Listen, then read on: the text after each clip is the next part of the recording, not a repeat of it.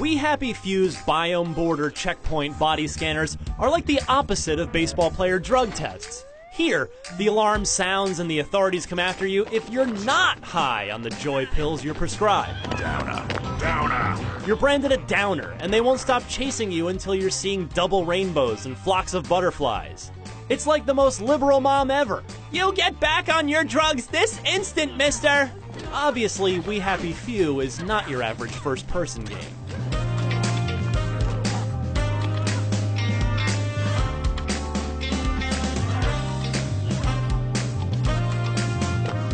It's a roguelike, mostly, with elements of combat, crafting, and a whole lot of replayability. You play Arthur Hastings, a man out of place on a dystopian 1960s English Isle.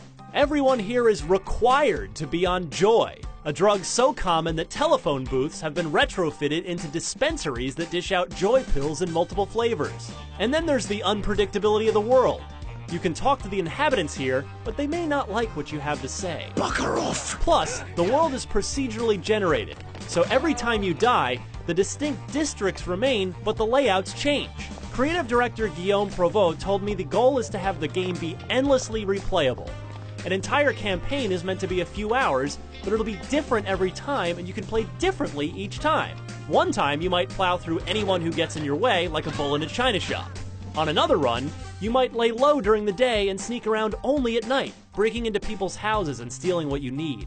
One way or the other, though, there will be drugs. You'll need to manage the push-pull relationship of your drug intake with your hunger, thirst, and social standing.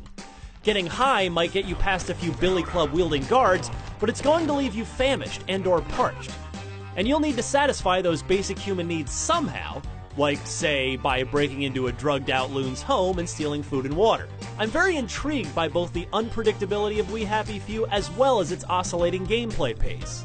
One minute you can be creeping along as slowly as Sam Fisher, and the next you can be on the run from the police, booking it like the Doom guy to try and lose everyone on your tail, and you can end up with almost half the town on your six, believe me. Developer Compulsion Games plans on plugging the story proper into the game later in development. I'm quite curious to see how it integrates the Joker-faced, Big Brother-esque Uncle Jack, who gives the medicated population soothing instructions over a village-wide PA, radio, and TV system. So don't miss it, or the villagers will break your legs. And then where will you be when Simon says, jump like a frog? For now, though, We Happy Few is a fascinating first-person concoction that begs to be played more. To keep up with We Happy Few, keep popping joy pills and F5ing your browser on IGN.